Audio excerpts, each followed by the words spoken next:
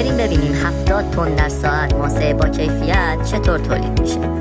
بعد از خوردایش توی سنگشکن فکی مواد وارد سرند 2/6 برای تفکیک میشه و ذرات 0 تا 6 میلیمتر مستقیما با حذف حلزون وارد مخزن دستگاه میشه که به وسیله یک پمپ اسلاری پمپاژ میشه داخل سیکلون. سیکلون جداسازی رو انجام میده و مواد رو روی سرند انتقال میده که سرند هم بار رو آبگیری میکنه، دانه بندی رو تنظیم میکنه و این بار با کیفیت رو به شما تحویل میده. نکته حائز اهمیت در این دستگاه ها حذف ماسه‌شوی حلزونه که باعث کاهش هزینه های تولید شما خواهد شد. برق مورد نیاز این دستگاه حدوداً 40 آمپر. هنگام نصب هم 70 تن در ساعت دستگاه تحویل مشتریان عزیز خواهد شد.